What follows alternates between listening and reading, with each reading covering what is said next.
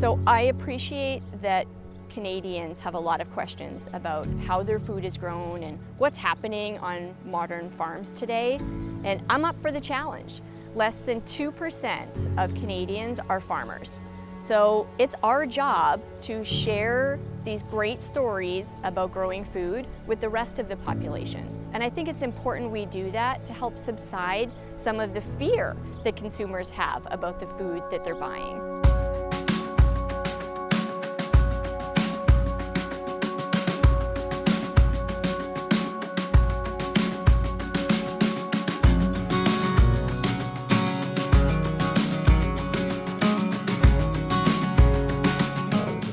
For over 11 years now. Farmed here, grew up on this quarter section that my dad had. Started farming on my own in 1980. 2022, we'll be celebrating the 100-year anniversary of this farm. The Nagels have been farming in the Mossbank area for more than 100 years. Some of the land we farm today has been in this family that long. We've been farming for 200 years this year. I'm a 7th generation farmer.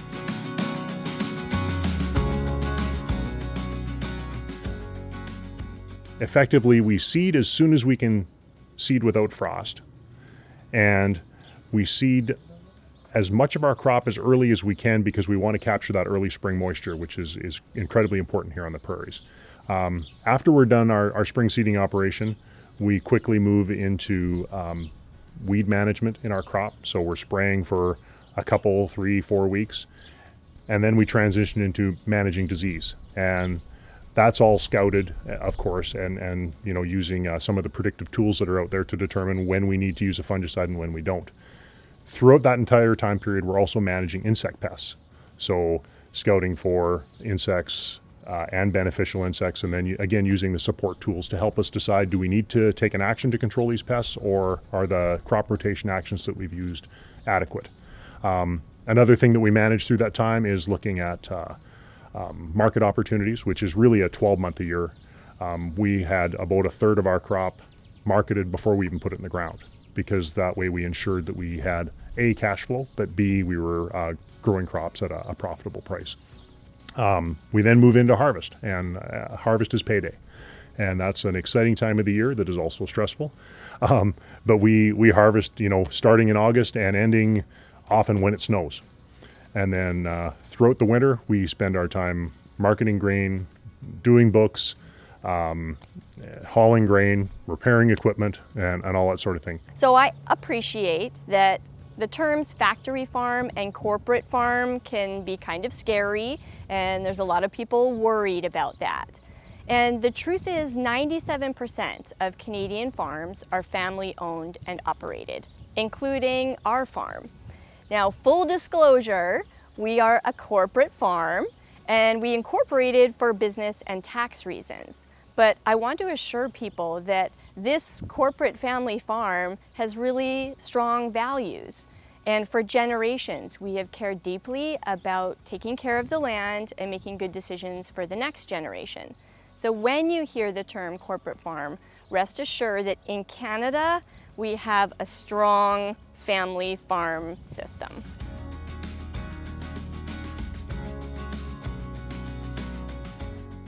Well, we always reinvest in the farm. I'll give a little story. When I was, I think I was about 19 years old, and I was working for a dealership, and I took an auger out to a guy, delivered an auger to a guy, and he was ready to retire. And I asked him, I says, why are you buying an auger? You're ready to retire. And he looked at me and he said, if you stand still, you're going backwards. If you talk to my kids, they want the newest and latest technology when it comes to their devices or their toys. And farmers are the same. We always want new innovation. Sometimes that innovation comes in the form of new equipment. Sometimes that innovation comes in the form of plant technology. So when we're choosing which seeds to grow in the field, we want a seed that's been researched and developed and has new innovation behind it. That gives us the best start to the year. For the grain technology access on our farm, what is most important for us is the accessibility to it, because we are in an international market. So we are very close to the United States and the Canadian West, if we want to market in the same market as they are, we must have the tools. We also are in competition with Brazil and Argentina that may have 3 harvests in 1 year. We only have one very short period of harvesting and growing season, so we must make really the best of it. So the technology is one very high-speed access for us to the market and a chance to get the better of what we grow. Plant technology, both GM and conventionally bred, are critically important for us. And without access to the newest varieties, we can't compete throughout the world. And we'll use oilseeds for an example. Canada competes with our canola and our soybeans against palm oil and corn oil and other oils from all over the world. And they're accessing the latest technology. And if we don't access that technology or better technology, we fall behind. And if we fall behind, we can't successfully run a farming operation and we can't have a successful agriculture industry in the country.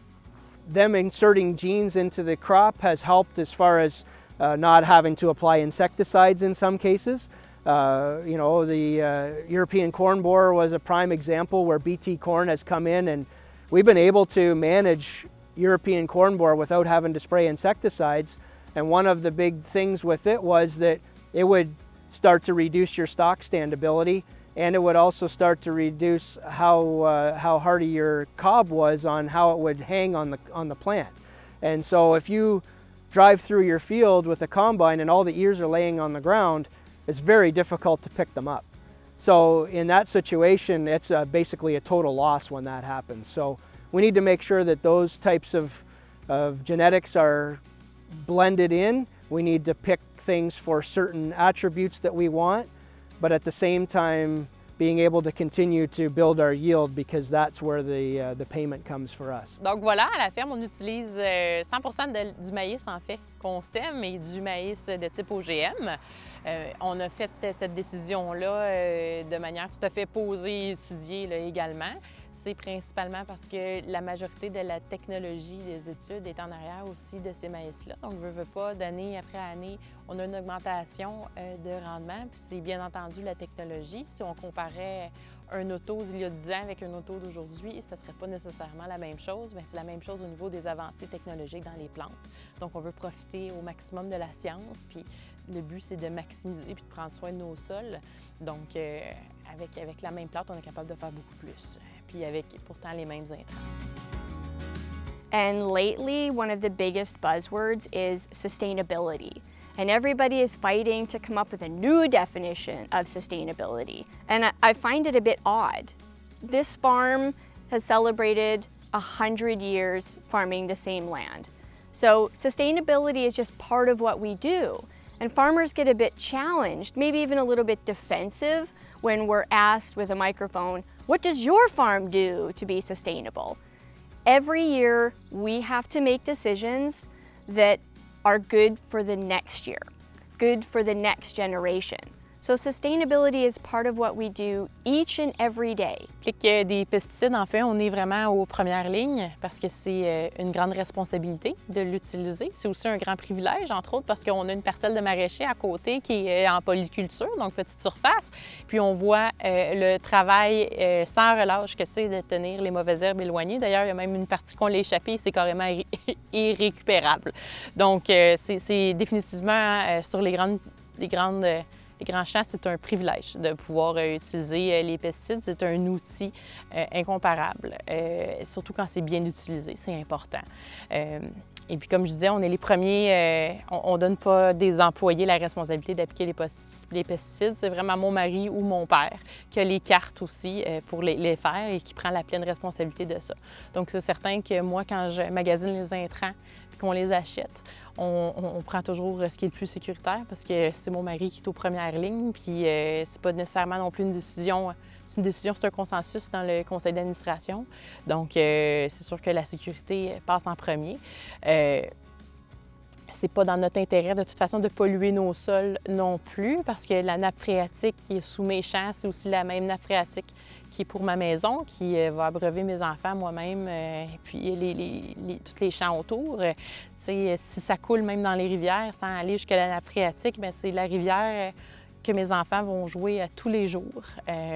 Donc, c'est vraiment important pour nous. C'est pour ça aussi qu'on fait des engrais verts. Le but, c'est vraiment de protéger que ce qui est au sol, c'est ce qui est nécessaire. Ce qu'on applique, c'est ce qui est nécessaire pour la culture, puis pour la pérennité de l'entreprise. Mais il faut absolument que ce soit sécuritaire pour l'utilisateur autant que pour les gens autour. Sinon ça ne pourrait pas fonctionner.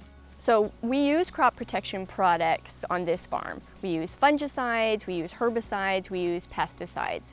And we do that in the most efficient way that we can. To be really honest, these products are expensive. So we don't want to use them when we don't have to. So we try to be very specific about the products we choose, the timing of those products, and the amount. And listen, farms are so technologically advanced today that we have access to equipment that allows us to put those products on at the right volumes and at the right time. Sustainability to me means I am able to keep my farm growing, both economically and agronomically. Economically is easy to figure out. I got to pay the bills at the end of the day. I have to make enough money to reinvest in new technologies in order to keep improving. Agronomically, sustainability means managing the land properly so that it's healthy for the crops to grow in. So I think when we think about sustainability, we need to take a long-term view on it. And when we look back at the production practices that my great-grandfather did, were they perfect? No. But were they the best of the day? Yes. And I think we hold the same responsibility today to not be perfect, but to do the best we can with the tools that we have today, so that when 100 years from now, the next generation or two generations of farmers look at us, we responsibly stewarded the soil we had. We looked after the environment. We produced a living that we could raise our family on. And we did all of that using the best technology of the day. What I look at sustainability for myself is right now, this farm has been in our family for 100 years. And to be sustainable, I want to keep this farm in our family for another 100 years. So being able to do that, I have to do practices that will keep this farm going, and we'll be able to pass this farm on to my daughters in the future. For sustainability for me also means, you need to look after land that maybe is a little more susceptible to erosion or other things that are not as good for the environment. So on our farm, we have actually taken steps to sow those areas down to perennial cover.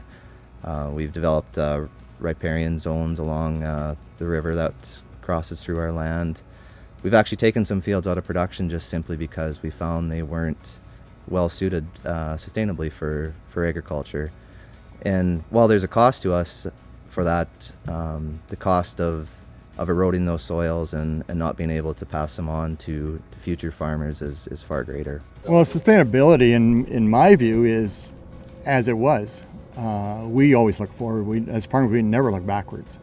I mean, that's farming changes every year and gets better and better. So why would we look backwards? I don't want to be as good as I was yesterday. I want to be better for tomorrow.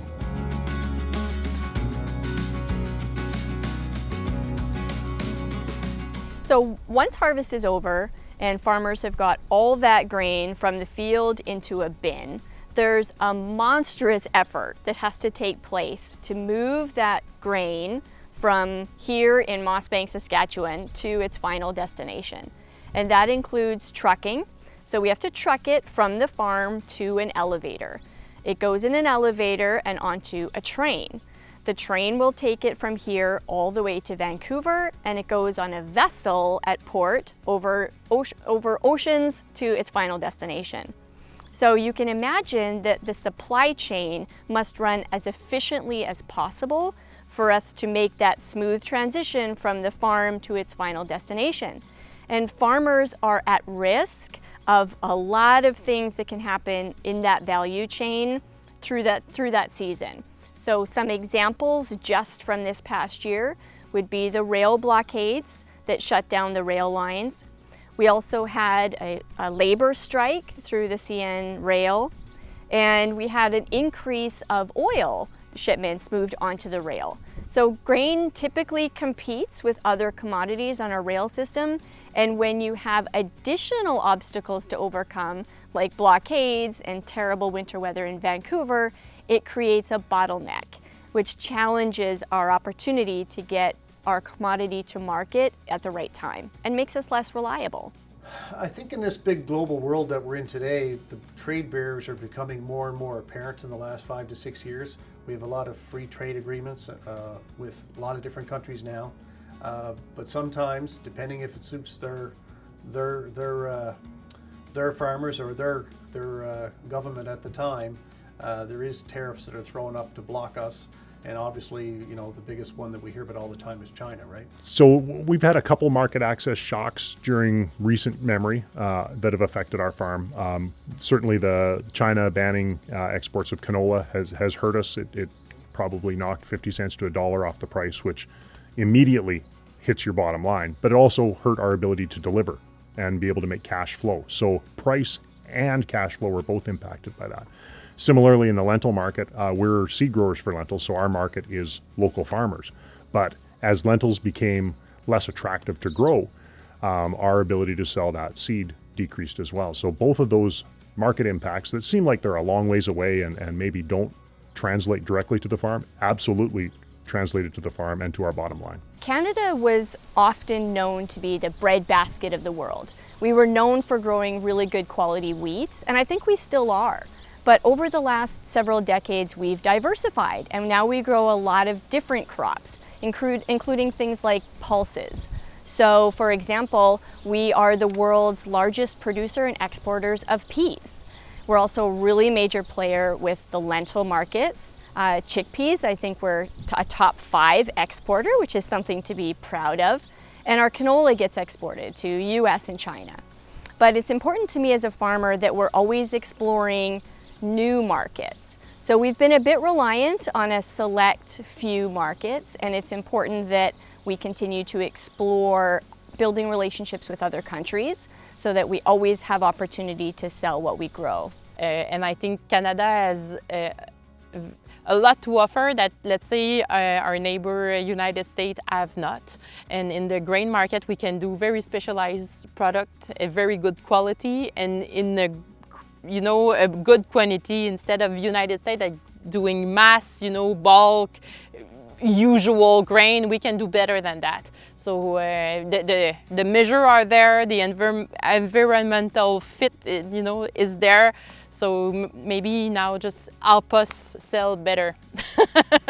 So as a farmer in the middle of Saskatchewan, where there are very few people and we produce a lot of food, we have to think about international markets. And sometimes that means the US, but sometimes that means China, India, various places around the world.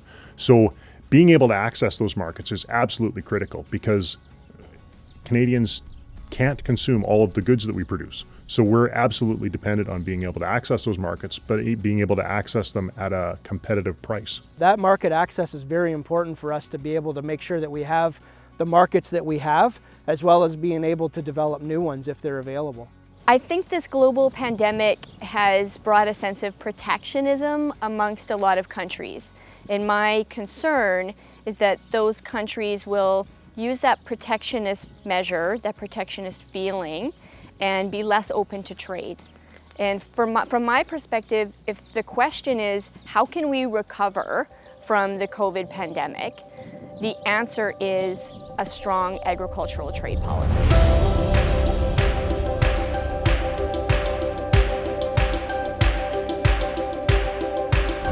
For us, we're working with the season, with the weather. So when something is ready to put in soil, it's right now we've got a window of maximum 10 days, optimum 10 days to sow the corn, let's say. 24-hour round the clock, and the only thing that can stop us is the weather. Farming is not the same work as it was. It's a lot of management, and I think as a young farmer, I would like to be considered as a businesswoman as much as a farmer. It's the two things now works together, because if you're not a good business person, you cannot now, with the size of the farm, with the international market, operate nicely a farm. Farmers are optimists forever, and we do what we have to do to get the crop in. We pride ourselves in feeding the world, and we do what we have to do to feed the world.